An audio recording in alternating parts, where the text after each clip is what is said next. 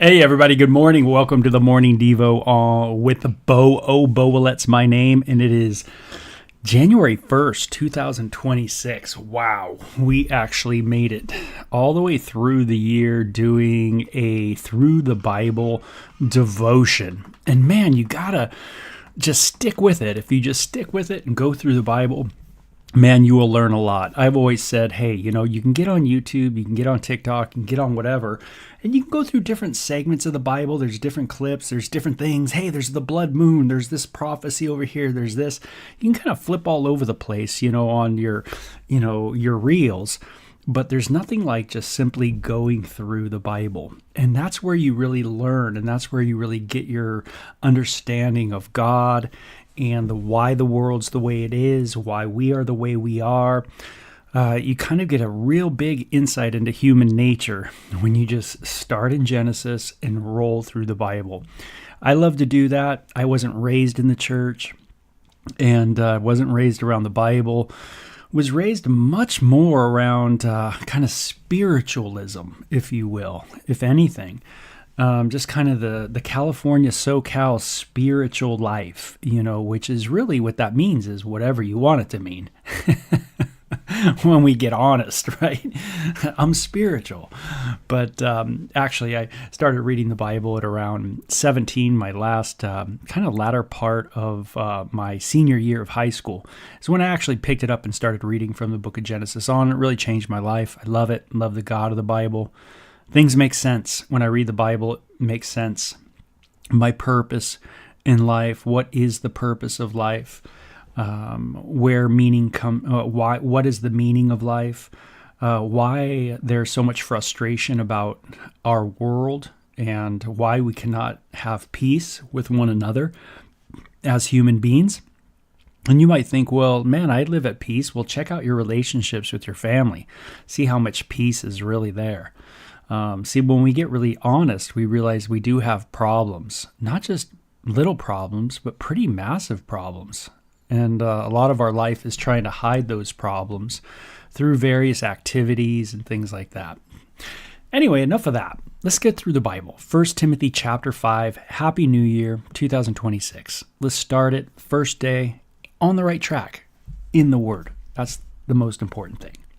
So it says, never speak harshly to an older man, but appeal to him respectfully as you would to your own father. Talk to younger men as you would to your own brothers. Treat older women as you would your mother, and treat younger women with all purity as you would your own sisters. So very cool start to this chapter. And just in how I treat people within the body of Christ. And that's the idea, is within the church environment. Obviously this can be applied just all over the place, elsewhere. It can be applied just to me, going to the store and how I treat people, how I look at people. Wouldn't you say that a lot of the human issues that we have is the way we tend to think about people? We tend to look at them and we hate them in our heart. We conjure up resentment and bitterness and lust and all kind of envy, strife, right? Jealousy, really towards other people. And it creates a world of hate, a world of rape, a world of all kinds of stuff that's just not very good. When you want to look at, just how bad we are as humans, you don't have to go that far, right? I mean, history is just littered with just how depraved we are. But also, the internet's great. I mean, you can look at all the madness on the internet, and it's just a reflection of what? It's a reflection of our minds. That's what the internet has done. It is shown without any reasonable doubt of just how messed up we are. You want to know how messed up we are as human beings? Just look at the internet and what we have created and what we continue to create and make up and watch and all kinds of stuff. And you can just go, wow, humans are pretty interesting.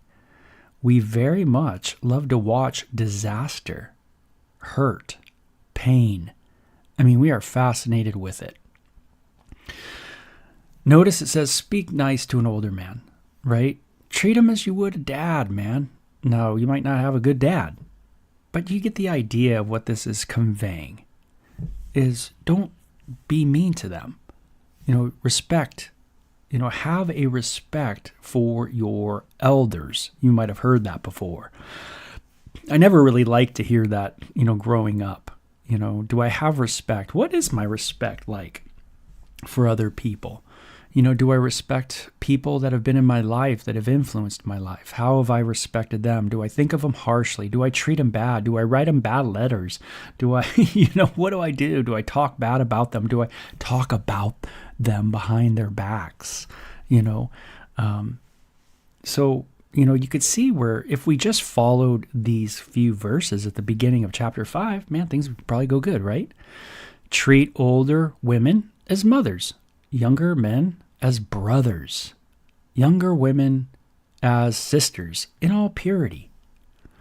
And it says, take care of any widow who has no one else to care for her. But if she has children or grandchildren, their first responsibility is to show godliness at home and repay their parents by taking care of them. This is something that pleases God. Now notice, in the church environment, within a church, and remember, there's many churches in the New Testament. They're all in different homes, different meeting places. They're just like today, there's churches all over the place. Well, there was back then too. Different homes had different groups of people. And sometimes they would meet in a larger group in a particular place, maybe a particular room. But then there was, smaller meetings as well, what we might think of as like a home fellowship. But notice within these churches in various places, this one specifically in the city of Ephesus, it says, any widow who has no one to care for her, then it says the church should be willing to take care of that widow. But if she has children or grandchildren, their first responsibility is to show godliness and repay her by taking care of her. Meaning the church isn't the first line of help for a widow. A widow should be taken care of by her kids. Meaning me as a kid, my responsibility in life is to try to earn a living to where I can take care of my parents.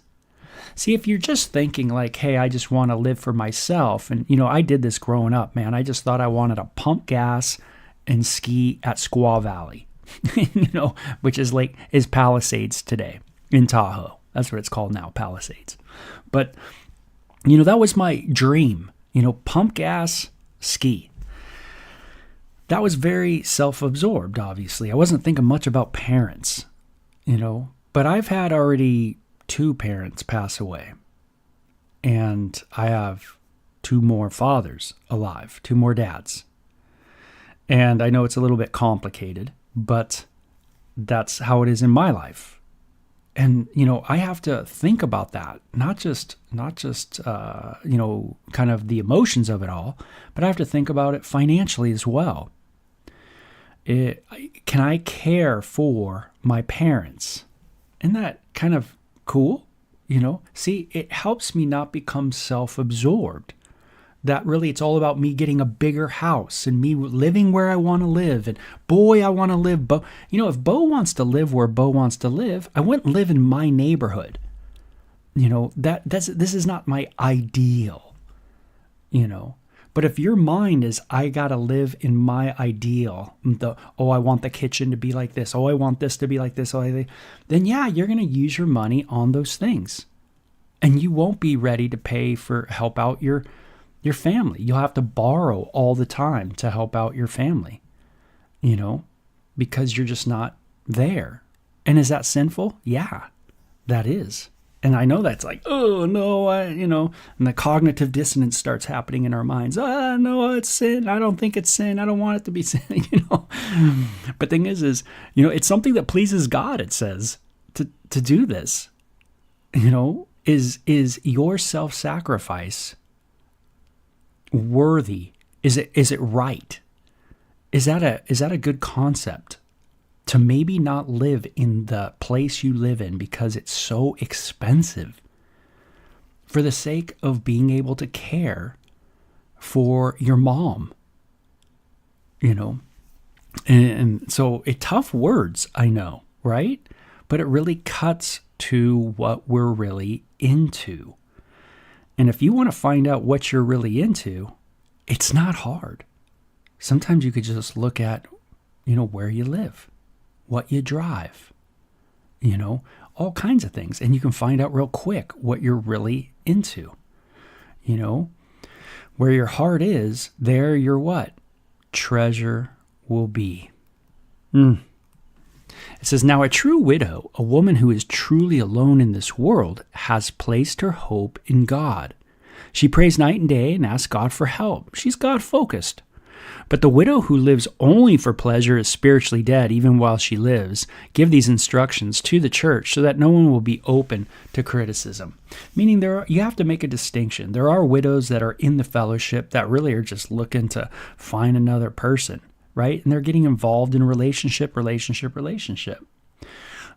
then there's widows that truly are widows. They really don't have anybody, and they really are in need. There is a distinction to be made.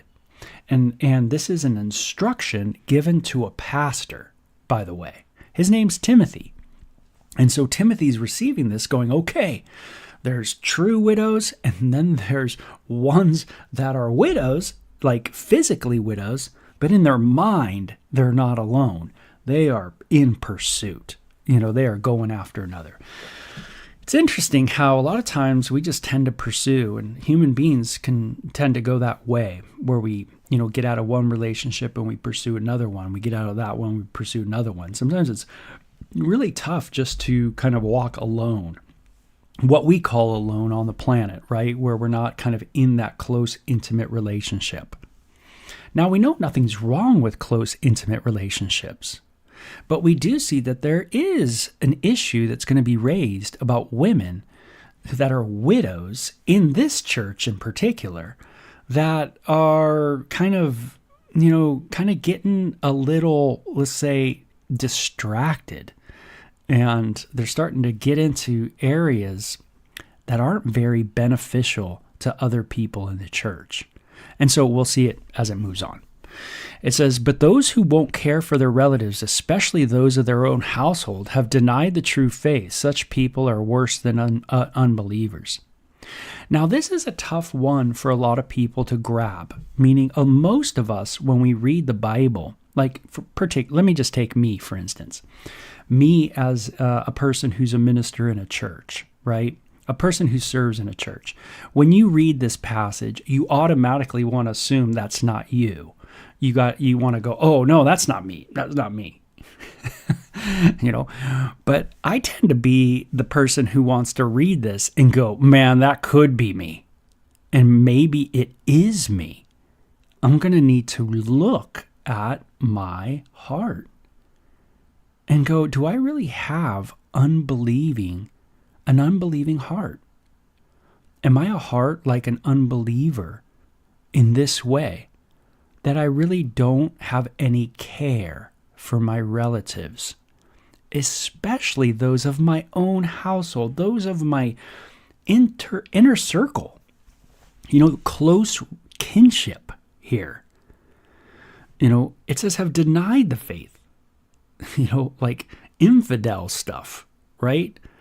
Like you deny the faith. You won't even take care. You have this heart that's so hard that you won't even care for your mom or for your dad. Well, you don't know what my dad did. Well, where's your heart in the matter?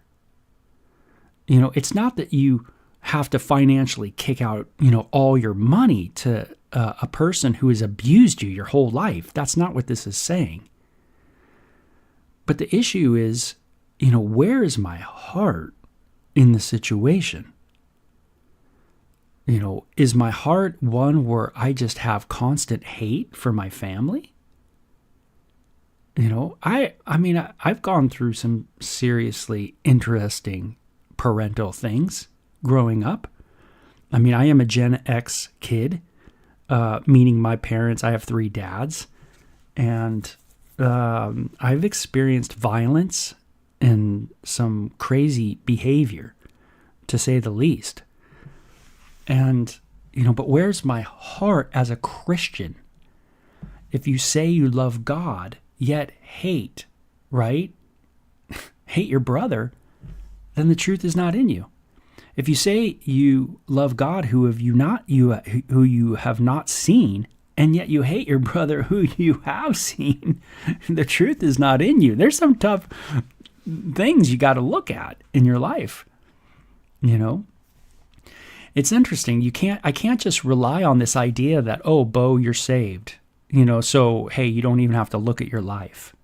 Because I'm saved. I'm saved. I've been saved. I mean, I'm a minister. Of course I'm saved. No. No, maybe, just maybe, I live like I'm not saved. And maybe I need to examine my heart. And maybe I need to ask God to examine me. And those are tough things. But notice just how Paul gives Timothy this instruction. Hey, if someone's not going to care for their own mom who really is in need and loves God, who's focused on God, and notice that was the idea here too. It wasn't an abusive parent that's in the context. The context is a widow who is in need, who loves God. And yet you deny him? Well, then you're worse than an unbeliever. I mean, golly, how hard can your heart get? And it says a widow who is put on the list for support must be a woman who's at least 60 years old and was faithful to her husband. So in the church, there is a benevolence ministry, a giving ministry. And notice, the church isn't a bank, right? You don't just go to the church because you need money. No, your family is the first in line. The family is to be the people that you go to. Well, I'm not in good standing with my family. Well, you need to go to them. And you need to see if you can reconcile the situation. And not just go to the church and let the church be your bank account, your loan. Man, it's such a good word for me, not to think of the church in that way. Have I used the church as a loan, as a bank? Those things. Those are things we all have to think about. And they're, really, I think it really hits me home, maybe because I've been in the church a long time, it really hits home to me, because I've been around this and I see how corrupt even my mind can get. And I have to work on that. And so it talks about the specifics in the church of Ephesus, right? 60 years old, faithful, a faithful person, meaning she lived a life that was faithful, right? She was one that must be respected by everyone because of the good she has done. She has brought up her children well. She has been kind to strangers and served other believers humbly and has helped those who are in trouble, and she has been ready to do good. So the idea is you don't just give.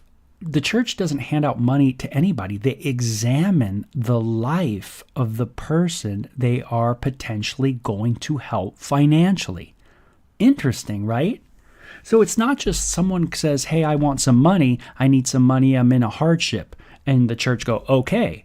No, the church is to have a program. I call it a program, but just a ministry that will sit down with the person and literally examine their life. How have you served the Lord? What is your devotional life like? Where do you spend your money? What do you do? Well, you shouldn't be prying. No. Notice in this passage, you are supposed to find out. There is an accountability. So if you're in need, there is to be an accountability. And this shouldn't be rocket science to us. If you go to a bank, there's an accountability with the loan that you take out, right? It's not like you're not accountable. You are accountable every month to pay off that loan. And before you even get the loan, they're going to examine your financial, situation. And so it says, the younger women should not be on this list, meaning they should not be ones that are given benevolence. because their physical desires will overpower their devotion to Messiah and they will want to remarry. Then they would be guilty of breaking their previous pledge, meaning to, hey, I'm going to just be with Jesus. I'm going to serve the Lord in ministry. I'm just going to do this. And then all of a sudden, what? They get a physical desire to be intimate, and then they break their pledge to serve the Lord, and now they're off doing their thing. This happens all the time. People go, oh, I'm going to serve the Lord. I'm going to serve the Lord. Oh, I'm going to buckle down and serve the Lord. And boop, they're gone, right? You don't see them anymore, right? They get a desire for something, an obsession or something, and then they go and want to find another person, another mate in their life. And it says, and if they are on the list, they are to learn, they will learn, it says, and if they are on the list, they will learn to be lazy and spend their time gossiping from house to house, meddling in other people's business and talking about things they shouldn't. Meaning, hey, if you put someone on the list that's young and you're helping them, you know, they're probably going to not get a job themselves. They're probably not going to get busy and be working. Instead, they're just going to become lazy. Even though they're very well off physically, they can go and work and be productive. If you just put someone on and it becomes what do we call this in our society when the government just hands out money to people? Oh, we might call it like a welfare, right? Like, notice it says they will become just lazy. Meaning the Bible's talking about this way back in the day, that if someone's able to work and you continue to just give them money and money and money and money, then what they do is they become lazy, busybodies, going from house to house, it says, meddling in each other people's business and talking about things they shouldn't.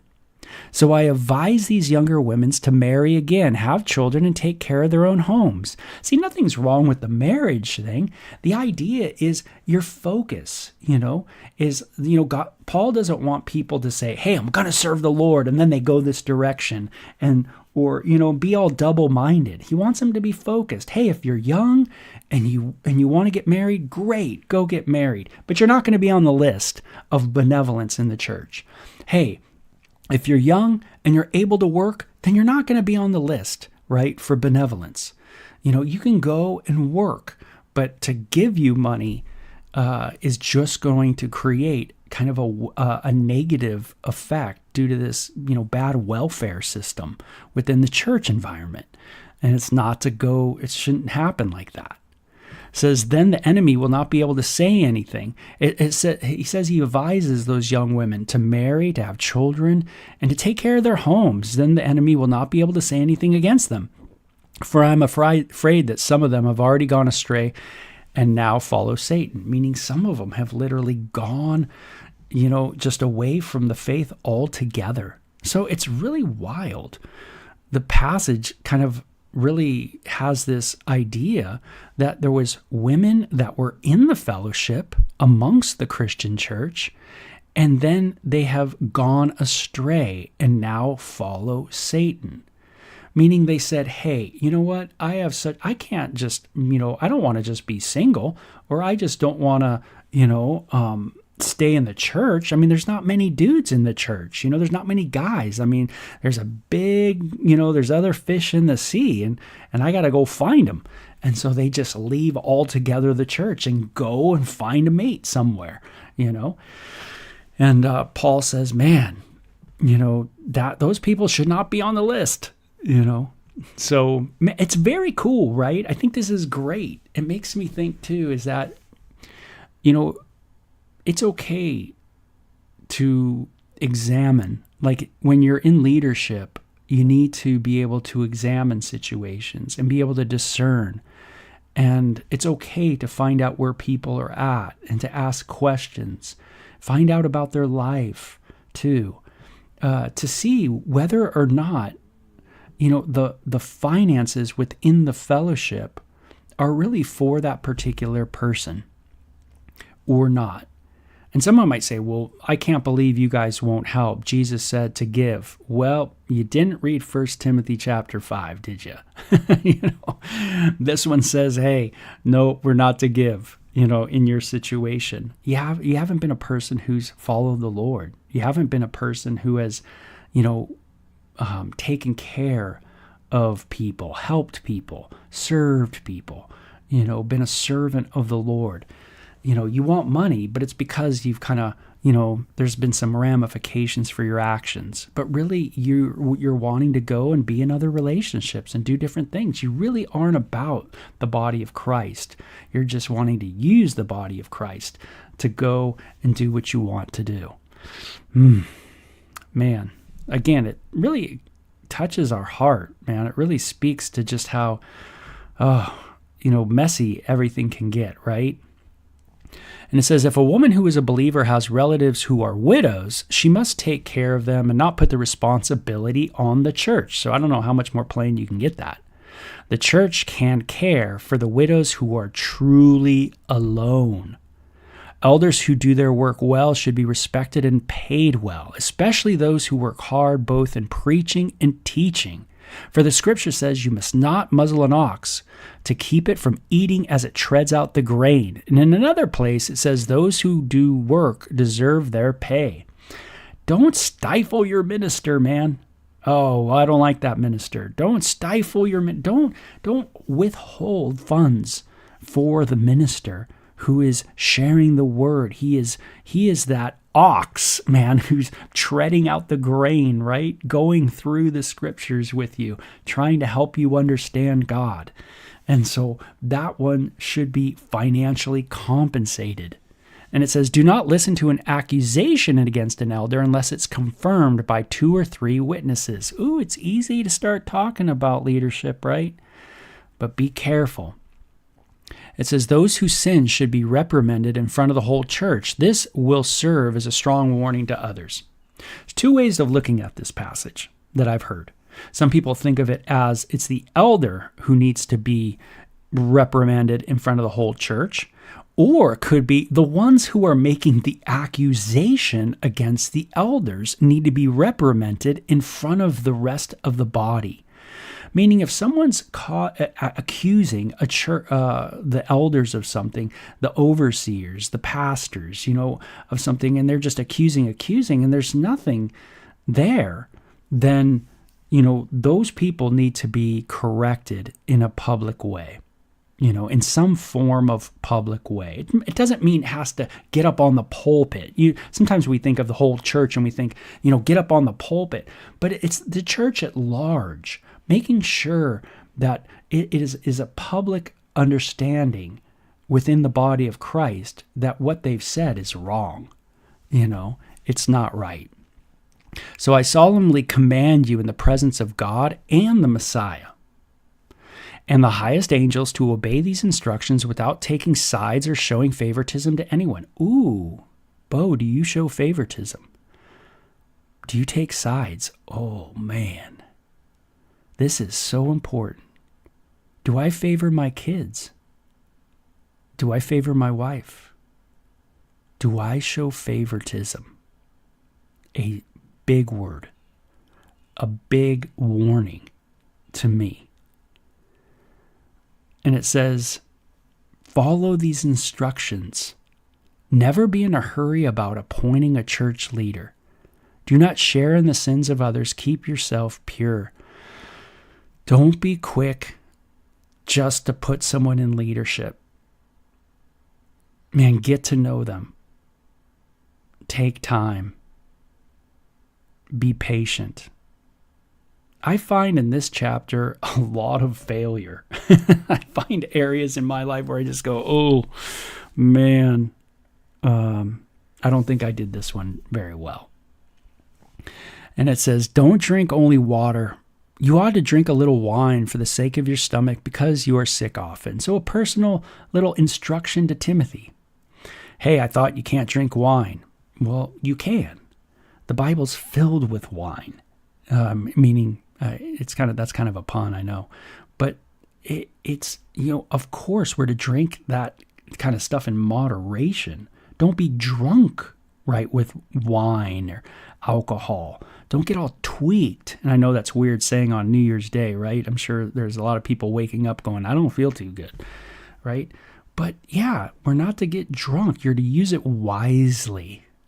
And man, we're to exercise that kind of self-control, even when it comes to partaking of a drink, whether it's a beer or wine or a cocktail or something like that. You're to, a lot of people can't do that in moderation. And so, hey, don't even go there then. But a lot of people can, and, I guess that's the difference between, alcoholics and non-alcoholics is the alcoholics certainly can't do it in moderation. And there is a lot of people that God, think of how many Italians grew up on wine their whole life, wine and bread. And, and they're healthy as ever, they live till they're, 120. But that's no excuse to go and just buy, and just drink, bottle upon bottle of wine. But notice, the water's not too good. Hey, have a little wine with it. A little wine. Little. Remember, the sins of some people are obvious, leading them to certain judgment. This is, again, an instruction to Timothy, right? Sometimes you want to just pounce on someone. Oh, I see him. I gotta get him. And Paul says to Timothy, hey, some people's sins are obvious, leading them to certain judgment. But there's others whose sins will not be revealed until later. In the same way, the good deeds of some people are obvious, and the good deeds done in secret will someday come to light. Everything's going to come to light. Everything. And sometimes as a pastor, you can get antsy and you want to just deal with things. Deal. And people want you to deal with things over and over and over. And you might have a family issue where people want you to deal with it. They want you to be the mediator. They want you to moderate. They want you to get involved in that family issue, that family discussion, that family situation. They want you to deal with it, right? To be the lawyer. And the wise thing to do is to realize that there's some things that are evident that you can say with surety. And then there's other things that you have no clue. And the issues are just too wrapped up. And you know what? God will settle it. It's not that God's not going to settle it. The instruction to Timothy is it's going to come out at some point. Our behaviors and our yuck and our stuff and your selfishness and your favoritism and your blah, blah, blah, and all my envy and all my strife and all my lustful attitudes, and it all comes out. Good deeds come out, bad deeds come out.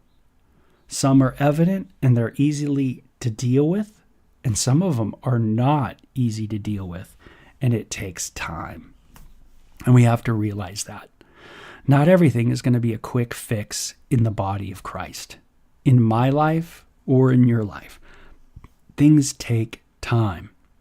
I need to be observant as a leader, and I need to be able to discern situations, see what is obviously the evident thing, and then things that are not so evident, that I don't know what's really happened. I don't want to take third-hand information, second-hand information. I don't want to take all that and count it as fact. I'm not sure what really happened. I'm going to have to be patient. And so you see that the Bible gives some incredibly wise instructions for dealing with church finances, how we look at one another, meaning the type of relationships we should be having within the church, how we should see one another, and also just how to discern situations, how to be patient in dealing with situations as well. And also those, in the church that really are doing good, that we need to be helping and taking care of and compensating. And so a real practical study on the first day of January, for sure. Man, wild. Like I said, it's one of those passages that I look at and I just go, wow, man, that is good. Man, there's a lot of things for me to think of. And you see, I see a lot of my own failures in the Bible. I just, when I read it, I don't beat myself up. I don't want you guys to think that. It's not like I beat myself, oh God, I'm such a failure, that kind of thing. I just see that, man, I have a long way to go to be like the Messiah. I'm just not there. I want to be there, but I'm not there. I still see all these chinks in the armor, and this reveals it. Don't show favoritism. Ugh. Do I show favoritism? Am I more biased towards this? Am I leaning this way? Do I really take care of my parents? Where's my money really at? What do I really invest in? Where really is my heart? I tend to see that pretty clearly. And it's hard for me to puff myself up too much because when I read the Bible, I find a lot of lack. So anyway, I find myself, crying out for mercy, and Jesus is the mercy of God in human flesh, right? Oh man, absolutely. So, okay, you guys take care. Have a great day, okay? God bless you. January 1st, 2026. Have a great day. Bye-bye.